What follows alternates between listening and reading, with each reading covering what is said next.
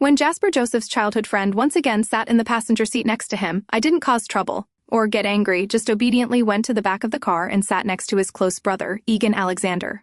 As the car rattled, my knee accidentally touched the thigh of the man next to me. It was a firm, taut, muscular leg. I deliberately did not withdraw my leg, and he did not pull away either. Later, when we stopped at a rest stop, the sweetheart clingily dragged Jasper Joseph off to the restroom. The moment the car door closed, Egan Alexander grabbed the back of my neck and kissed me. Stunned by the unexpected kiss, I was filled with both doubt and curiosity to truly understand this man. The phrase, "to understand a man is the ultimate truth," suddenly popped into my head. When the childhood sweetheart Mary Joyce once again occupied the front passenger seat next to Jasper Joseph, I didn't fight for it. I quietly turned, opened the rear door, and paused slightly when I saw Egan Alexander. I hadn't expected someone as busy as him to join this short self-driving trip. I quickly regained my composure and gave him a slight nod in greeting. Egan Alexander wore glasses, and his face showed a faint weariness. He barely lifted his eyelids to glance at me, nodded, and then closed his eyes to rest. Mary Joyce, while buckling her seatbelt, turned back and raised her eyebrows.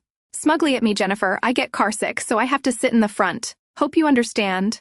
Jasper Joseph also turned to look at me and said, "Mary gets carsick. Please be a little generous, and don't get upset over trivial matters." I smiled faintly and replied, "Of course." Jasper Joseph looked a bit surprised but said nothing more, as Mary Joyce quickly shoved half of a bitten sandwich into his mouth. "It's not very good. You help me eat it." Jasper Joseph ate the remaining half of the sandwich naturally, his expression unchanged. Mary Joyce glanced at me through the rearview mirror, stuck out her tongue, and giggled.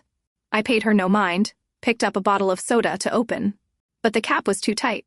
I twisted and twisted but couldn't open it. Just then, Mary Joyce handed her water bottle to Jasper Joseph, asked him to open it. "Honey, I really can't open it. You know my hands have always been weak since we were little." Jasper Joseph said nothing, easily opened her bottle for her, and they passed the bottle back and forth, showing no hint of avoiding the intimacy.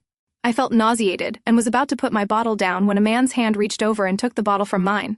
Beneath the black suit jacket sleeve was a layer of silver-gray shirt. His wrist was slender and delicate, his fingers were long and tapered, and his nails were neatly trimmed and clean. In the reflection of the car window, his fingers shone like jade. While I was still stunned, Egan Alexander opened the bottle and handed it back to me. The music in the car swelled just then. I quickly took the bottle and quietly whispered my thanks. Egan Alexander gave a slight nod and closed his eyes again. He must have just finished an overnight shift. His eyes were marked with tiny red blood vessels. I took small sips of water. The car was now cruising steadily on the highway. Mary Joyce's birthday was coming up, and Jasper Joseph specially organized this road trip to celebrate her. The group consisted of about 7 or 8 people,